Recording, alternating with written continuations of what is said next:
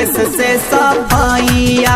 आतंकियन के कादा मैया देश से सफाइया।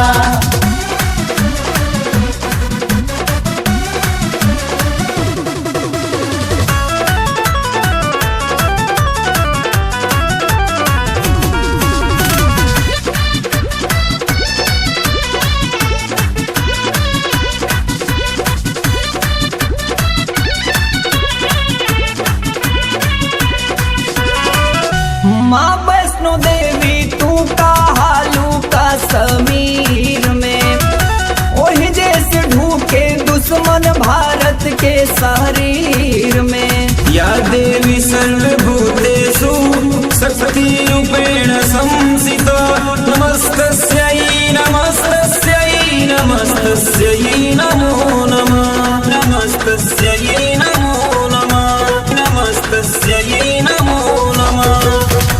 माँ वैष्णो देवी तू कहालू कश्मीर में, वही जैसे ढूके दुश्मन भारत के शरीर में। महाकाली बन के आजा हे दुर्गा मैया, महाकाली बन के आजा हे दुर्गा मैया। आतंकियन के कादा मैया देश से सफाइया। आतंकियन के कादा मैया देश से सफाइया।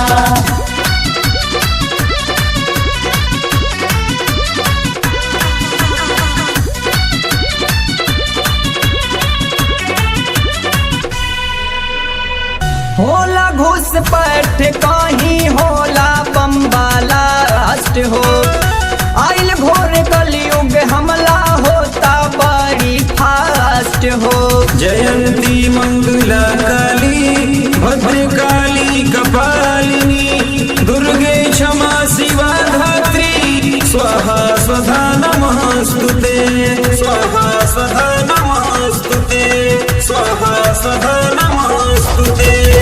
होला घुसपैठ कहीं होला बम्बाला राष्ट्र हो, आइल घोर कलयुग हमला होता बड़ी फास्ट हो।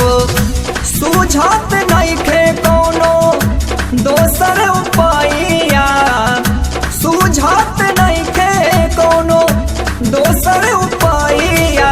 आतंकियन के कादा मैया देश से सफाइया। आतंकियन के कादा मैया देश से सफाइया।